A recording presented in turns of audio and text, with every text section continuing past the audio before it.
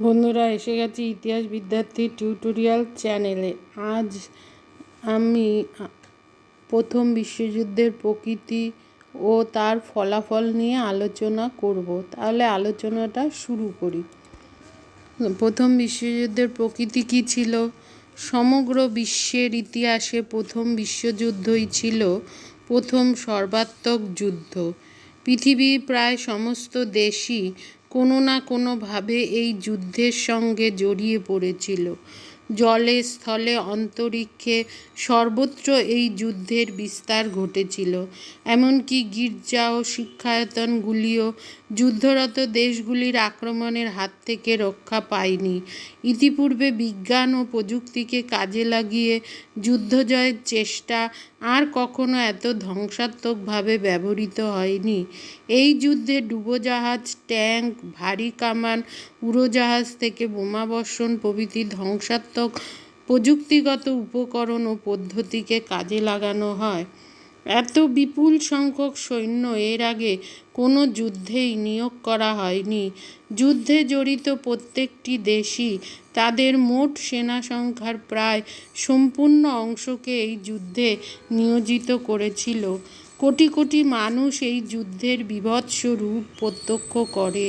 Mustard gas, বিষাক্ত gas, তরল argon, রোগের জীবাণু দ্বারা শত্রুপক্ষকে পরাজিত করার অভিনব ভয়াবহ প্রচেষ্টা দেখা যায়। প্রথম বিশ্বযুদ্ধে অংশগ্রহণকারী দেশগুলিতে জাতীয় চেতনার অভূতপূর্ব জাগরণ ঘটেছিল।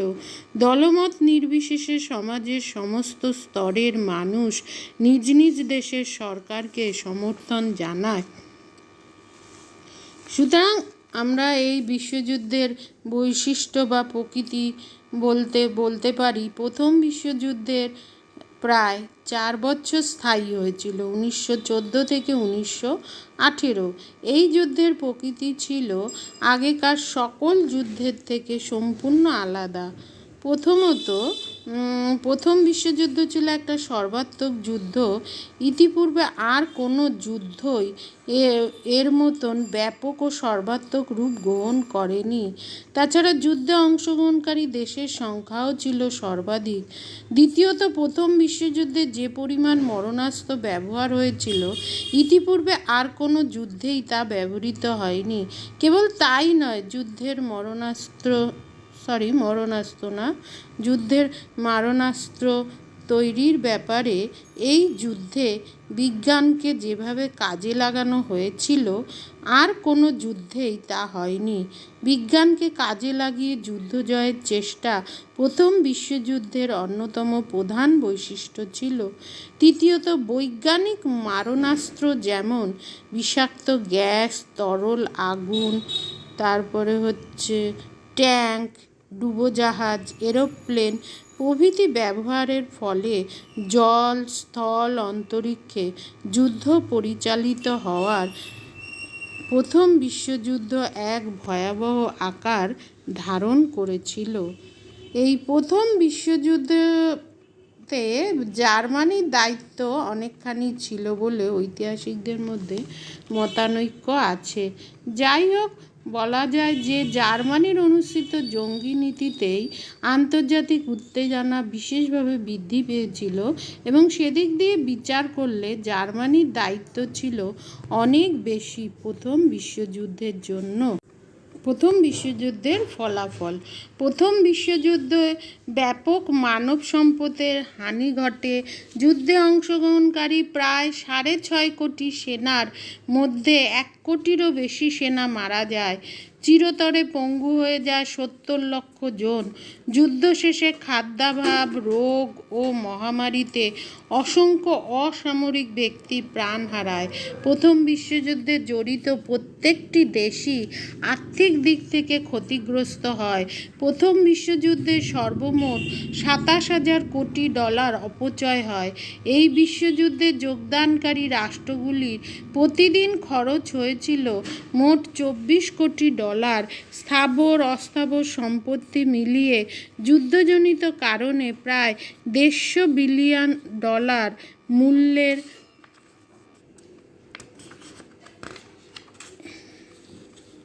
সম্পত্তি নষ্ট হয়। প্রথম বিশ্বযুদ্ধে ঐতিহাসিক দিক দিয়ে প্রথম বিশ্বযুদ্ধের এই গুরুত্ব বা ফলাফল ছিল অপরিসীম। এই যুদ্ধের ফলে ইউরোপের মানচিত্র পরিবর্তিত হয়েছিল। জার্মান, রুশ, তুর্কি ও অস্ট্রিয়া এই 4টি সাম্রাজ্যের ধ্বংসস্তূপের উপর জন্ম নেয় নতুন নতুন রাষ্ট্র, চেকোস্লোভাকিয়া, যুগোস্লাভিয়া প্রভৃতি। আবার পুরনো রাষ্ট্রগুলো আয়তনের পরিবর্তন ঘটেছিল প্রথম বিশ্বযুদ্ধের ফলে। এই সময় আমরা দেখতে পাই যে ইউরোপীয় মানচিত্রের বদল ঘটে। এক ভাষাভাষী ও এক জাতিগোষ্ঠী ভিত্তিক ইউরোপীয় রাষ্ট্রগুলো নতুন রূপ পায়। পূর্বতন রুশ সাম্রাজ্য থেকে 4টি নতুন রাষ্ট্র ফিনল্যান্ড, এস্টোনিয়া, লাটভিয়া ও লিথুয়ানিয়ার জন্ম হয়। জার্মানি, অস্ট্রিয়া, রাশিয়া কর্তৃক পোল্যান্ডের অধিকৃত অঞ্চলগুলি পুনরুদ্ধার করে নতুন পোল্যান্ড রাষ্ট্র গঠিত হয়। বোহেমিয়া ও মোরাভিয়া নিয়ে চেকোস্লোভাকিয়া গঠিত হয়। বসনিয়া হার্জেগোভিনার সঙ্গে সার্বিয়াকে যুক্ত করে যুগোস্লাভিয়ার রাষ্ট্র গঠন হয়। এই সময় আমরা প্রথম বিশ্বযুদ্ধের সবচেয়ে গুরুত্বপূর্ণ ফলাফল ছিল গণতন্ত্র ও জাতীয়তাবাদের প্রসার। ইউরোপ, এশিয়া ও আফ্রিকার বিভিন্ন দেশে জাতীয়তাবাদী আন্দোলন জোরদার হয়ে ওঠে। এই সময় জার্মানি, অস্ট্রিয়া, তুরস্কে রাজতন্ত্রের পরিবর্তে গণতান্ত্রিক শাসন ব্যবস্থার সূচনা ঘটে। তুরস্কের কাছে হেরে গেলে গ্রিসে রাজতন্ত্রের অবসান ও প্রজাতন্ত্রের প্রতিষ্ঠা ঘটে। লাটভিয়া, লিথুয়ানিয়া, পোল্যান্ড সহ বিভিন্ন দেশে গণতান্ত্রিক প্রজাতন্ত্র প্রতিষ্ঠিত হয়। যে নতুন রাষ্ট্রের জন্ম হয়েছিল সেখানে প্রতিষ্ঠিত হয় গণতান্ত্রিক শাসন ব্যবস্থা। প্রসঙ্গত উল্লেখ্য, যেসব দেশে গণতান্ত্রিক শাসন ব্যবস্থা বিফল হয়েছিল সেখানে দেখা দিয়েছিল একক অধিনায়কত্ব, যেমন জার্মানির নাৎসিবাদ এবং ইতালির ফ্যাসিবাদ। প্রথম বিশ্বযুদ্ধোত্তর কালে শ্রমিক শ্রেণী তাদের অধিকার সম্পর্কে খুবই সচেতন হয়ে উঠেছিল। ফলে বিভিন্ন দেশে ট্রেড ইউনিয়ন আন্দোলন শক্তি সঞ্চয় করতে থাকে। শ্রমিকদের দক্ষতা ও প্রভাব বৃদ্ধির সঙ্গে সঙ্গে শ্রমিক উন্নয়নমূলক ব্যবস্থা অপরিহার্য হয়ে ওঠে। বিভিন্ন দেশে শ্রমিকদের দাবি মেটানোর জন্য শ্রমিক কল্যাণমূলক আইন বিধিবদ্ধ করা হয়। প্রথম বিশ্বযুদ্ধের পরিণতি হিসাবে পৃথিবীব্যাপী যে অর্থ সংকট দেখা দেয় তার দরুন বিশ্বের সর্বত্র দারিদ্র্য ও বেকারত্ব প্রকট হয়ে ওঠে।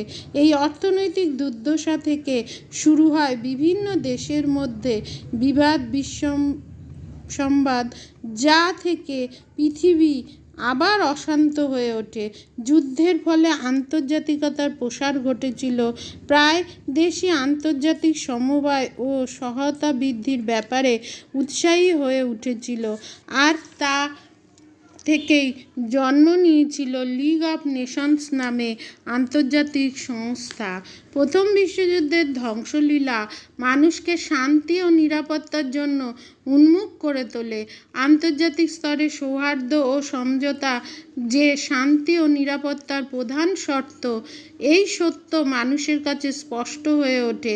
বিশ্বের বিভিন্ন দেশের মাঝে ঐক্য ও সম্প্রীতি রক্ষার মাধ্যম হিসাবে গড়ে উঠেছিল এই জাতিসংঘ বা লিগ অফ নেশনস নামে আন্তর্জাতিক প্রতিষ্ঠান, যাতে কি হয়, পৃথিবীতে আর ভয়াবহ কোনো এরকম যুদ্ধ আর না ঘটে, বা কোনো দেশ যাতে আর যুদ্ধে ধ্বংসলীলা আর না ছড়িয়ে দিতে পারে। শান্তিপূর্ণ আলাপ আলোচনার মাধ্যমে যাতে বিবাদ বিসংবাদের মীমাংসা করা যায়। আজ আসি, দেখা হচ্ছে পরবর্তী ভিডিওতে। চ্যানেলটা অবশ্যই সাবস্ক্রাইব করো, ভালো লাগলে লাইক, শেয়ার, কমেন্ট করো।